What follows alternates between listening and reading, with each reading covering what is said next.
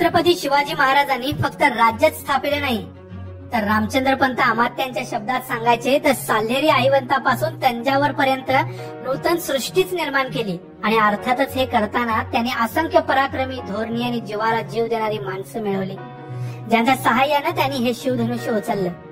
सेनापती, अमात्य, डबीर, मुजुमदार असं अष्टप्रधान मंडळ देखील शिवाजी राजांच्या राज्यकारभारात त्यांना साथ देत असे.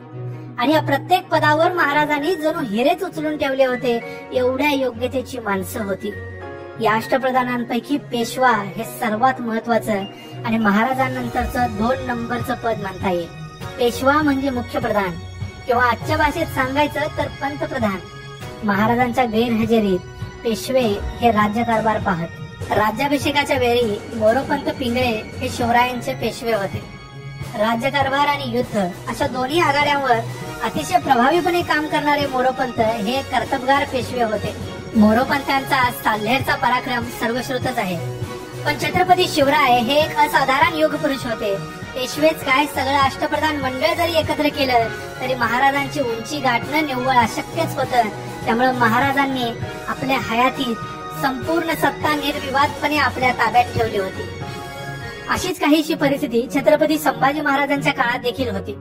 शास्त्राभ्यासात पंडित आणि तलवारबाजीत महाराणा शोभावेत अशा छत्रपती संभाजी महाराजांच्या सुरुवातीच्या काळात अष्टप्रधानांपैकी मोरोपंत पेशवे आणि अनाजीपंत यासारख्या काही मंत्र्यांनी महाराजांच्या विरुद्ध कट कारस्थान करून राज्यकारभार आपल्या हातात ठेवण्याचा प्रयत्न केला. पण त्याची किंमत त्यांना आपल्या मृत्यूने चुकवावी लागली. कैदेत मृत्यू झालेल्या मोरोपंतांच्या मुलाला म्हणजे निळोपंतांना संभाजी राजांनी नंतर सन्मानाने पेशवेपदी बसवले. पण त्यानंतर मात्र संभाजी राजांच्या विरुद्ध देखील कोणतेही कटकारस्थान झाले नाही आणि त्यांनी देखील संपूर्ण सत्ता निर्विवादपणे आपल्याच हाती ठेवली. पुढे छत्रपती राजाराम महाराज आणि महाराणी ताराबाई यांच्या काळात निळोपंत आणि त्यांचे बंधू बहिरोपंत पेशवे झाले. पण राजाराम महाराज आणि त्यानंतर अतिशय कणखर अशा महाराणी ताराबाईंनी सत्तेच्या चाव्या अतिशय प्रभावीपणे आपल्याच हातात ठेवल्या. आपले पेशवे किंवा संताजी धनाजींसारखे सेनापती कितीही शूर आणि लढवय्ये असले तरी सत्ता त्यांच्या हाती जाण्याची शक्यता कधी वाटलीच नाही. प्रत्येक पुढचा छत्रपती तितकाच प्रभावी आणि कणखर व लढवय्या असेल असे मात्र होणार नव्हते. आणि त्याचप्रमाणे औरंगजेबाच्या कैदेतून सुटून आल्यानंतर मराठ्यांचे छत्रपती झालेले शाहू महाराज हे खरं तर या मालेतील शेवटचे असे छत्रपती ज्यांनी सत्ता आपल्या हातात यशस्वीपणे ठेवली. आणि त्यांच्याच काळात सर्वात बळकट असे पेशवे जन्माला आले. आणि सर्वात महत्वाचं म्हणजे इथं हे नमूद केलं पाहिजे की पुढे येणाऱ्या पेशवाईचा पाया देखील याच शाहू महाराजांनी घातला. तर घडलं असं की तारा राणींचा पक्ष सोडून पुढच्या काळात मोरोपंतांचे चिरंजीव बहिरोपंत पिंगळे शाहू महाराजांच्या बाजूस आले आणि शाहू महाराजांनी त्यांना पेशवेपदी बसवले. बहिरोपंत पेशव्यांना शाहू महाराजांनी कान्होजी आंग्र्यांचा बंदोबस्त करण्यासाठी पाठवलं. पण या बहिरोपंतांनाच कान्होजी आंग्र्यांनी पकडलं आणि कैदेत टाकलं. चंद्रसेन जाधव हे शाहू महाराजांचे सेनापती अगोदरच शाहू महाराजांना सोडून तारा राणींना मिळाले होते. तेव्हा आंग्र्यांचा बंदोबस्त आता कोण करणार असा प्रश्न निर्माण झाला. त्यावेळी बाळाजी विश्वनाथांनी ही जबाबदारी उचलली. पण आंग्र्यांच्या समोर उभं राहण्यासाठी त्यांच्याकडे एक जबाबदार पद असणं गरजेचं होतं आणि तरच ते बोलणी करू शकणार होते. अशा वेळी शाहू महाराजांनी 17 नोव्हेंबर 1713 रोजी बाळाजींना पेशवेपदी नेमले.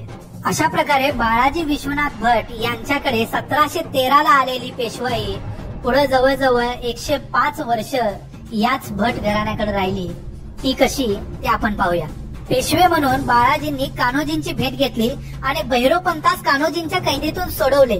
इतकेच नव्हे तर खुद्द कान्होजी आंग्र्यांनाच त्यांनी शाहू राजांच्या पक्षात परत आणले. आपले पेशवेपद बाळाजींनी सार्थ केले. त्याआधी खेडच्या लढाईत धनाजी जाधवांना सुद्धा त्यांनी फिरवलं होतं आणि शाहू राजांच्या पक्षात आणलं होतं. पुढे दिल्लीला जाऊन याच पेशव्यांनी दिल्लीच्या बादशाहकडून चौथाई सरदेशमुखीच्या सनदा आणल्या. त्याचबरोबर महाराणी येसूबाईंची सुटका देखील केली होती. शाहू राजांच्या चरणी प्रचंड निष्ठा असणाऱ्या बाळाजींना शाहू महाराजांनी मुक्तपणे राजकारण आणि सत्ताकारण करण्याची संधी दिली. आणि बाळाजी विश्वनाथ पेशवे देखील भरपूर सत्ता आपल्या हाती असताना देखील शेवटपर्यंत शाहू महाराजांच्या आज्ञेत राहिले. त्यावेळेचे इतर अनेक मराठा सरदार ताराबाई किंवा कोल्हापूरचे संभाजी महाराज किंवा परत शाहू महाराज अशा प्रकारे उड्या मारत असत। यांच्याशी तुलना करता बाळाजी विश्वनाथांची कधीही न ढळलेली निष्ठा हेच शाहू महाराजांच्या बाळाजींवर असणाऱ्या विश्वासाचं गमक होतं। आणि याच विश्वासामुळे बाळाजी विश्वनाथांच्या मृत्यूनंतर त्यांचा मुलगा बाजीराव यांच्या गळ्यात पेशवाईची माळ पडली। त्याला अनेकांचा विरोध असतानाही शाहू महाराजांनी 20 वर्षाच्या बाजीराव यांना निवडले। बाजीराव पेशव्यांनी शाहू महाराजांच्या वतीनं संपूर्ण देशात मुलुकगिरी केली, दिल्लीपर्यंत धडक मारली आणि याच काळात शाहू महाराज प्रत्यक्ष राजकारणातून बाजूला झाल्यासारखे झाले। जरी बाजीराव त्यांच्या शब्दाबाहेर नव्हते तरी प्रत्यक्ष सगळे राजकारण पेशवेच करत होते, त्यामुळे छत्रपती हळूहळू अलिप्त होत गेले। बाजीराव पेशव्यांच्या मृत्यूनंतर देखील शाहू महाराजांनी पेशवाईची माळ त्यांच्याच घरातल्या नानासाहेब या बाजीरावांच्याच पुत्राच्या गळ्यात घातली। सत्तेचे केंद्र आता सातारा न राहता पुणे हे नवे केंद्र उदयास आले। नानासाहेब यांच्यावर देखील शाहू महाराजांचा बाळाजी किंवा बाजीराव यांच्यावर जेवढा विश्वास होता तेवढाच विश्वास होता। पण 17 डिसेंबर 1749 रोजी शाहू महाराज यांचे निधन झाले। त्यावेळी 2 अतिशय महत्वाचे प्रश्न समोर होते। एक तर शाहू महाराजांना पुत्र नव्हता, त्यामुळे पुढचा राजा कोण हा पहिला प्रश्न। आणि जरी बाळाजी विश्वनाथापासून नानासाहेबांपर्यंत पेशवाई सलग आलेली असली तरी पेशवाई ही वारसा हक्काने मिळणारी गोष्ट नव्हती, त्यामुळे पुढचा पेशवा कोण हा दुसरा महत्वाचा प्रश्न। ती जरी एकाच घरातील व्यक्तींना मिळाली असली तरी ती त्यांच्या कर्तबगारीवर किंवा कर्तबगारीसाठी मिळाली होती। खर तर हे दोन्ही प्रश्न शाहू महाराजांनी मृत्यूपूर्वीच सोडवले होते आणि अशा आशियाच्या 2 चिठ्ठ्या त्यांनी पेशवे नानासाहेबांच्याकडे दिलेल्या होत्या।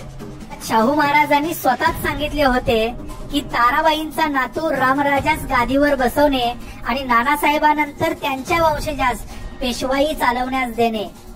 त्यांचे शब्द होते, तुमचे मस्तकी हात ठेवला आहे, वंश होईल तो प्रधानपद चालवीन। अशा प्रकारे शाहू महाराजांनीच पेशवाई वारसा हक्काने करून दिली। शाहू महाराजांच्या मृत्यूनंतर मग नानासाहेब पेशव्यांनी पानगावात दर्याबाई निंबाळकर यांच्याकडे गुप्तपणे राहणाऱ्या ताराबाईंच्या नातवास म्हणजे रामराजास साताऱ्यास आणले व गादीवर बसवले।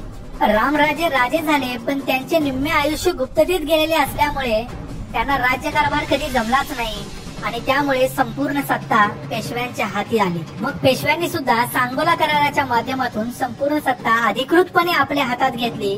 ती अशा प्रकारे सांगोला आणि मंगळवेढे ही 2 गावे प्रतिनिधी घराण्याच्या ताब्यात होती। ती पेशव्यांनी मागितली। प्रतिनिधींनी नकार दिला तेव्हा सदाशिवराव भाऊ, रामराजे आणि रामचंद्र बाबांनी सांगोल्यावर चाल करून यमाजी शिवदेव यांचा पराभव केला, सांगोले ताब्यात घेतले। तदनंतर सदाशिवराव भाऊ, रामचंद्र बाबा यांनी राज्यकारभाराचा बंदोबस्त पदे, मुलूक, महाल वगैरे छत्रपतींच्या आज्ञेने कायम केला आणि छत्रपतींकडून लिहून घेतले की पेशव्यांनी छत्रपतींच्या नावे दौलतीचा कारभार करावा आणि राजास त्याच्या इतमामासाठी 56 लाख रुपयाचा मुलूक तोडून द्यावा। या करारनाम्यास सांगोल्याचा तह म्हणतात। या तहामुळे पेशवे सत्ताधारी बनले तर छत्रपती नामधारी बनले आणि अशा प्रकारे नानासाहेब माधवराव यांच्यानंतर एकाहून एक कुचकामी पेशवे गादीवर आले, पण तरीही पेशवाई त्यांच्याच घराण्यात चालत राहिली। दुसऱ्या बाजीरावापर्यंत तरी पेशवाईचं वैभव फार रसातळाला गेलं। ते अगदी इंग्रजांनी या देशाचा कारभार 1818 साली हातात घेईपर्यंत पेशवाई भट घराण्यात चालतच राहिली। छत्रपतींच्या बद्दलची बाळाजी विश्वनाथांची असलेली प्रचंड निष्ठा आणि पहिल्या 3 पेशव्यांची मर्दुमकी हेच पेशवाई येण्याचं कारण ठरलं असलं तरी पुढं त्या निष्ठेची जी वाताहत होत गेली तो खूप दुर्दैवाचा भाग आहे।